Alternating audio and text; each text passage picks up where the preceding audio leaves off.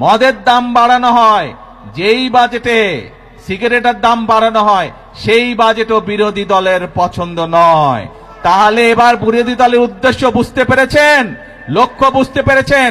তাদের লক্ষ্য বা উদ্দেশ্য দেশের মানুষের পাশে দাঁড়ানো নয়, তাদের উদ্দেশ্য একটাই, তাদের লক্ষ্য একটাই, সেটা হচ্ছে দেশের মধ্যে একটি অস্থিতিশীলতা, অশান্তি তৈরি করা, মানুষকে বিভ্রান্ত করা।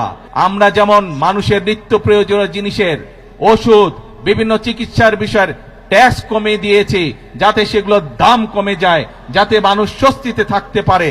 আমরা ট্যাক্স বাড়িয়েছি কিসে? আমরা ট্যাক্স বাড়িয়েছি মদের উপরে। আমরা ট্যাক্স বাড়িয়েছি কিসে? আমরা ট্যাক্স বাড়িয়েছি সিগারেটের উপরে, যা মানুষের জন্য ক্ষতিকারক। কিন্তু আমরা সামাজিক মাধ্যম সহ বিভিন্ন নিউজের মধ্যে দেখলাম একটি খবর। সেই খবর? বিরোধী দল দেখলাম বলছে যে এই বাজেট তারা মানে না, গণবিরোধী বাজেট মানে না। প্রিয় ভাই বোনেরা, আপনাদের কাছে আমার প্রশ্ন, দাঁড়াও, প্রিয় ভাই বোনেরা, আপনাদের কাছে আমি প্রশ্ন রেখে যেতে চাই, যেই বাজেটে ট্যাক্স কমানো হয় সেই বাজেটও বিরোধী দল মানে না। যেই বাজেটে আমি ভরসা রাখি হিরন স্মার্ট ওয়াটার পিউরিফায়ারে। মদের দাম বাড়ানো হয়, যেই বাজেটে সিগারেটের দাম বাড়ানো হয় সেই বাজেটও বিরোধী দলের পছন্দ নয়। তাহলে এবার বিরোধী দলের উদ্দেশ্য বুঝতে পেরেছেন, লক্ষ্য বুঝতে পেরেছেন।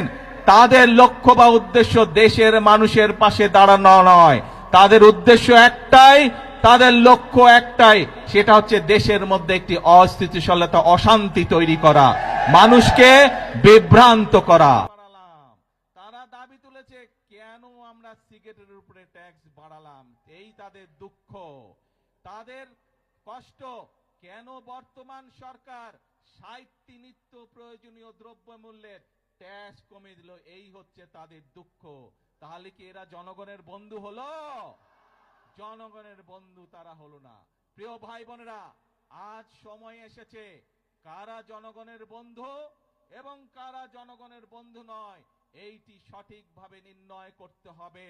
আমরা অতীতে আমরা দেখেছি জনগণকে বিভ্রান্ত করে অনেকে অনেক কথা বলেছে, কিন্তু জনগণের ভাগ্য পরিবর্তন হয়নি, দেশের ভাগ্য পরিবর্তন হয়নি। আমাদের সাথে জনগণের সমর্থন আছে বলেই যতক্ষণ আমাদের এই ধরে প্রাণ থাকবে আমরা ততক্ষণ পর্যন্ত এই দেশ এবং এই দেশের মানুষের জন্যই কাজ করে যাব, এবং এই কাজের মাধ্যমেই আমরা চেষ্টা করব